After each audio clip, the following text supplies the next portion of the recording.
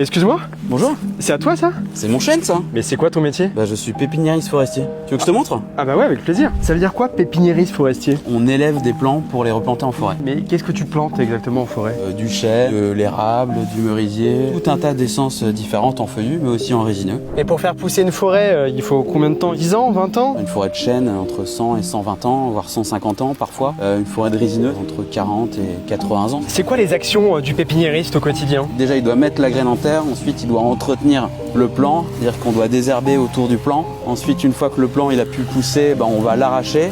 Vous avez besoin d'un coup de main ou pas?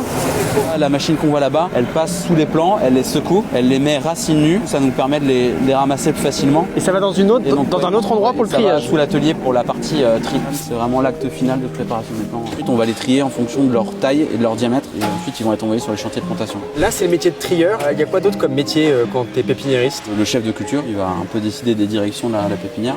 On a aussi celui qui va prendre soin des graines, le chef d'équipe qui va s'occuper de l'entretien des plants, le responsable des préparations de commandes, le responsable des transports, plein de métiers différents. Il a l'air vieux ce bâtiment là. Ah bah oui, là c'est le bâtiment qu'a créé mon arrière-grand-père. Avec mon cousin, on a la chance de représenter la 6e génération.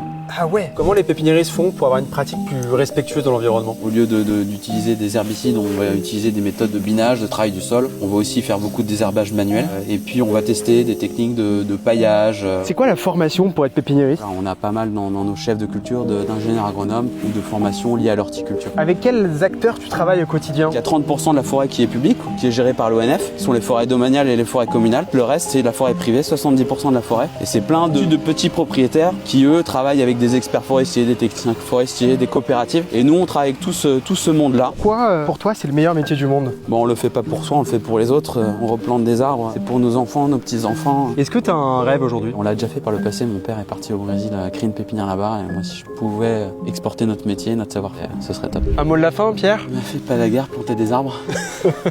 Si ce métier t'a inspiré, dis-le en commentaire et abonne-toi.